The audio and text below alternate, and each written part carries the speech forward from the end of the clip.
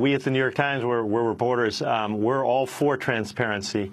And one thing that statement from the ACLU and the Center for Constitutional Rights failed to mention was that the New York Times also has sued the government to try to get the legal opinions justifying Anwar al-Awlaki's death, but also all the legal opinions on targeted killings. We've lost at the district court level, and that case is now on appeal, but we would like, obviously, much greater transparency. And part of the reason we do a lot of reporting and put a long story in the paper like that is to shed as much light as we can on the circumstances of his death. I think, people can certainly read the ACLU press release and draw their own conclusion. But, if, in essence, our article was saying that while there was a lengthy process of sort of legal study and debate inside the administration before they decided or justified the killing of Anwar al-Awlaki, they had, in fact, decided they could not target, that is, Samir Khan, because he was a propagandist and not an actual plotter. But he was killed anyway.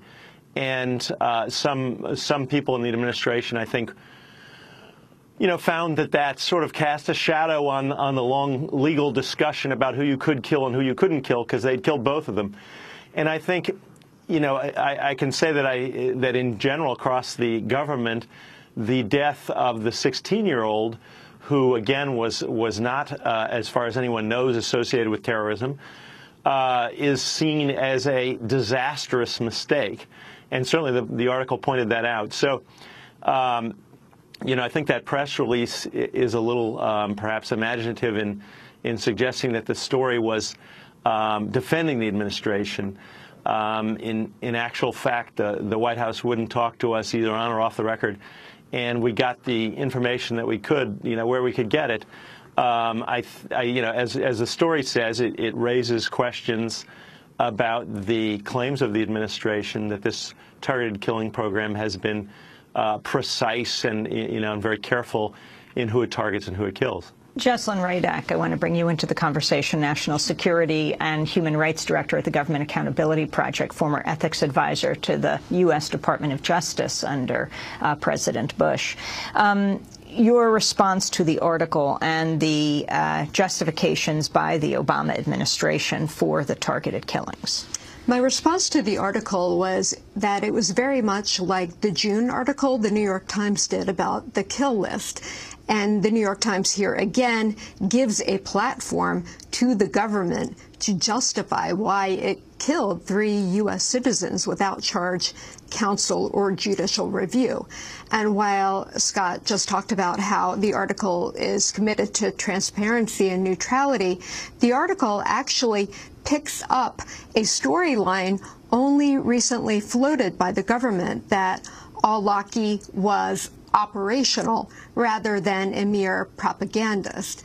That storyline, that narrative from the government only came out after the white paper was released, yet the New York Times works hard to make the case that he had somehow evolved from being a propagandist to being operational. And that's important because the operational factor is what makes him eligible for a drone strike.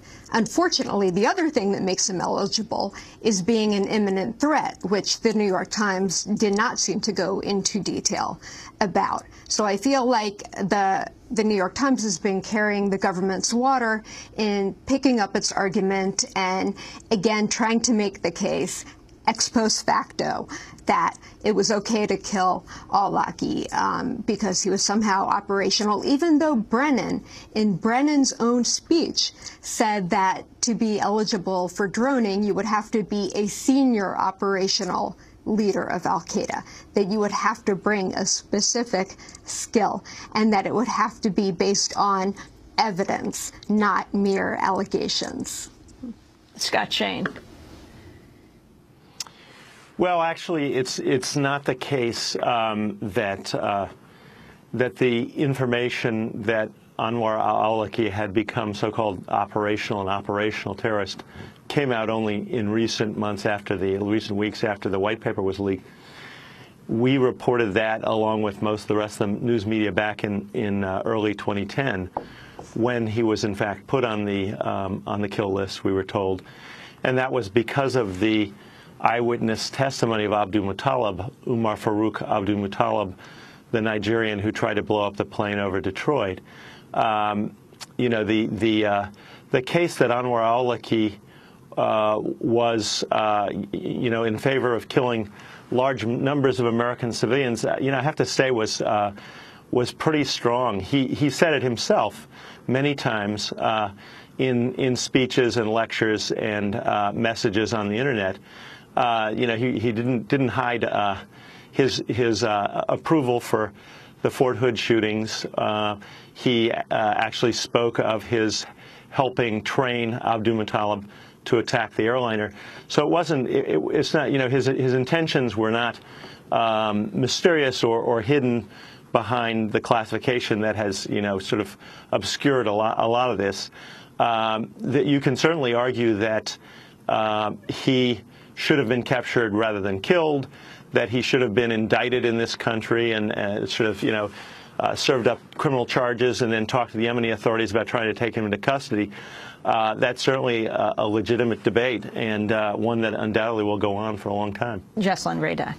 Well, I actually have a number of blogs out there quoting the New York Times from 2010, saying that he was merely a cleric. And in terms of Scott's argument, I have no doubt that he wanted to kill Americans, but so do a lot of people, both in America and outside the country. There are tons of people who say very repugnant things about our country, and they have a First Amendment right to do so.